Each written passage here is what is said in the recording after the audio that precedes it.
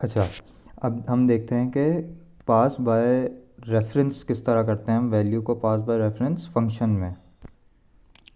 तो पास by reference जब हम करते हैं वैल्यू को, तो उसमें होता ये है कि हम वैल्यू कोई भी जो वैल्यू होती है वो हम इंट मेन से फंक्शन में भेजते हैं।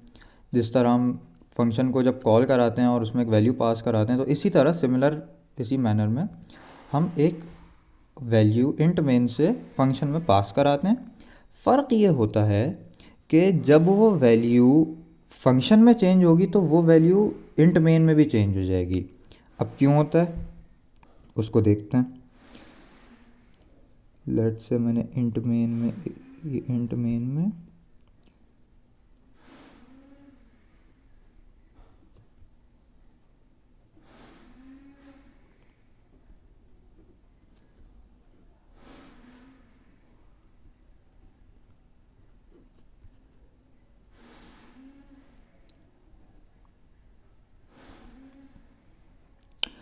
अब मैंने इसमें इंट मेन में एक वेरिएबल बनाया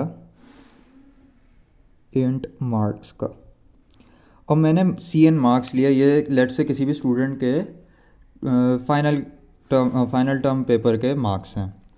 वो मार्क्स मैंने यहाँ पे फंक्शन कॉल कराया और फंक्शन में मार्क्स को पास करा दिया, और मैंने एक और वैल्यू पास करी 100, जो कि हमारा ऊपर एक और पैरामीटर था। अब मैंने मार्क्स को पास करा दिया। अब इसमें इसको 2 मिनट काटने, सी आउट मार्क्स। अब मुझे जो है वो हर बच्चे की परसेंटेज चाहिए कि यार उसकी कितनी परसेंट मार्क्स आए इस पेपर में। अब देखें, बजाय इसके कि अब अगर हम इसे कन्वेंशनल तरीके में करें, हम अगर रिटर्न कराएं किसी की भी परसेंटेज, तो हमारा फंक्शन कुछ इस तरह का बनेगा।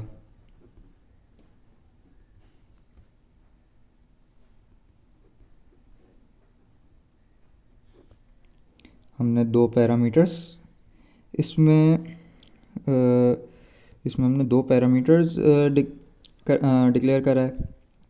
उसके बाद यहाँ पे हम इंट परसेंटेज एक वेरिएबल बना देते हैं, सॉरी इंट नहीं, फ्लोट। यहाँ पे हम करते हैं percentage equals marks divided by total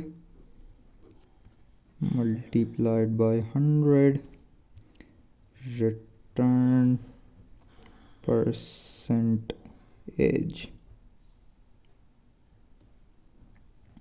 अब हुआ ये कि ये जो 3 लाइनों का हमारा इतना बड़ा कोड था, वो हमारे पास यहाँ सिर्फ एक लाइन में आ गया। तो एक तो ये कि ये 2 लाइनें बच गई हमारे पास।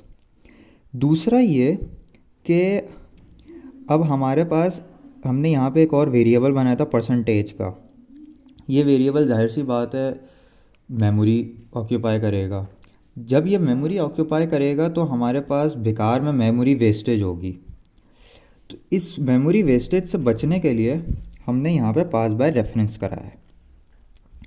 पास बाय रेफरेंस से हुआ ये है कि यहाँ से हमने मार्क्स का एक वेरिएबल बनाया, यहाँ पे हमने मार्क्स इनपुट किए, यहाँ पे हमने मार्क्स को पास कराया।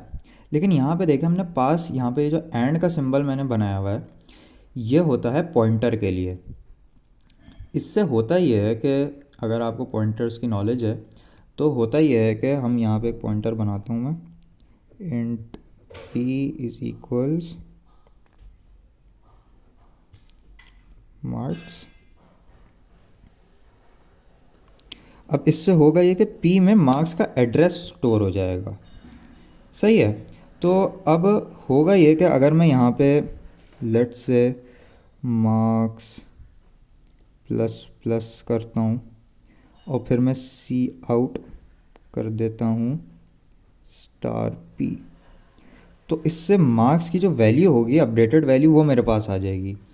ये होता है एक पॉइंटर कि हमने p को इस काम पे लगा दिया कि भाई तुम मार्क्स के ऊपर नज़र रखो। सही है। हम इसको इस तरह समझते हैं कि अगर हम ये एक डब्बा है और इसका नाम है मार्क्स।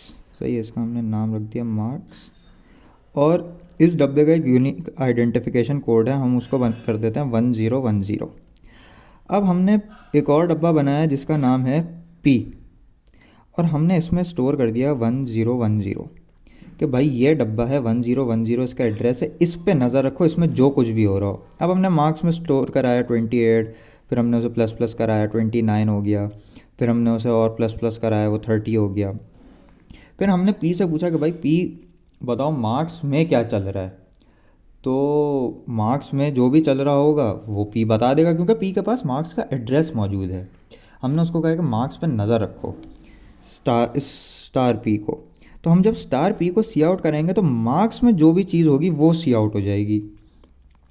तो बजाय इसके कि हम मार्क्स को सी आउट कराते या हम पी में कोई चेंजेस करते, हमने पी में सिर्फ मार्क्स का एड्रेस स्टोर कराया और मार्क्स से सारे चेंजेस जो भी हुए हैं वो हमें पता चल गए।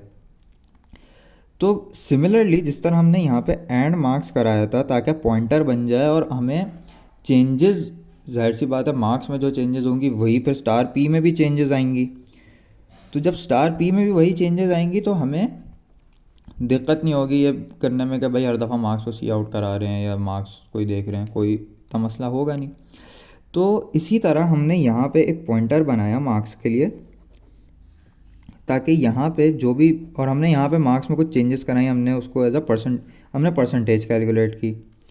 तो उससे हमें फ़ायदा ये हुआ कि यहाँ इंट मेन में, इधर ये जो इंट मेन है यहाँ पे भी मार्क्स की वैल्यू चेंज हो गई। क्योंकि देखें यहाँ पे जिस तरह यहाँ पे हो रहा था कि मार्क्स एंड मार्क्स लिखने से मार्क्स की जब वैल्यू चेंज होती थी तो पी को भी पता चल जाता था कि भाई मार्क्स में क्या चल रहा है।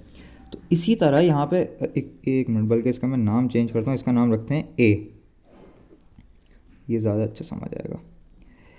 अब ए में जो भी चेंजेस हो रही होंगी, चूँकि यहाँ पे हमने मार्क्स को पास बाय वैल्यू कराया और यहाँ पे जो मार्क्स की वैल्यू है वो हमने ए में स्टोर करा दी है, सही है ना।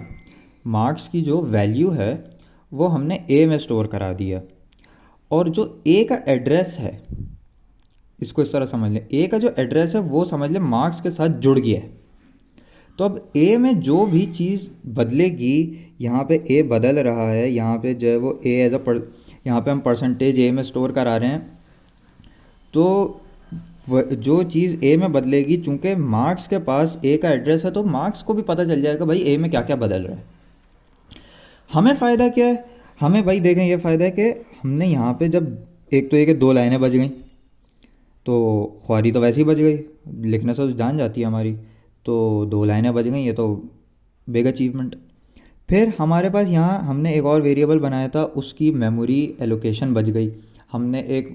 हम इस वेरिएबल को आगे कहीं यूज़ कर सकते हैं, इस मेमोरी को आगे यूज़ कर सकते हैं, नहीं भी यूज़ करें तो हमारा प्रोग्राम जितनी कम मेमोरी एलोकेट होगी उतना जो है वो हल्का प्रोग्राम बनेगा, उतनी कम स्पेस लेगा, जितनी कम स्पेस लेगा तो उतना अच्छा स्मूथ चलेगा। ये फ़ायदा है हमारे लिए। तो इसलिए हमारे पास ये पास बाय रेफरेंस में ये होता है कि हम एक वैल्यू यहाँ से पास कराते हैं इंट मेन से, जो कि फंक्शन में जाती है, और वो फंक्शन में जिस वेरिएबल या जिस आर्ग्यूमेंट के पास जाती है तो वो argument as a pointer behave कर रहा होता है। और वो जब एज अ पॉइंटर बिहेव करता है तो जब जब उसमें जो जो चेंजेस आती हैं वो हमारे पास इंट मेन में भी जो है वो रिफ्लेक्ट हो रही होती हैं। तो इसलिए हमारे, और इससे फ़ायदा ये होता है कि हमारे पास जो है वो एक तो ये कम कोड छोटा हो जाता है हमारा। ये जब हम बहुत बड़े बड़े कोड्स लिख रहे होते हैं, जैसे अगर हम स्टूडेंट पोर्टल का कोई कोड लिख रहे हैं या हम टीचर्स पोर्टल का कोड लिख रहे हैं जिसमें हमें स्टूडेंट्स के नंबर्स एंटर करने हैं और उनकी परसेंटेजेस निकालनी है, तो हमें काम आता है। या इसी तरह लेट से अभी यहाँ पे तो एक ही वेरिएबल था, अब यहाँ पे अगर मैं 3 वेरिएबल्स कैलकुलेट करूँ तो फिर मसला होगा, क्योंकि अब आप 3 अलग अलग वेरिएबल्स को रिटर्न करना आसान नहीं है। तो फिर हम यहीं पे इसको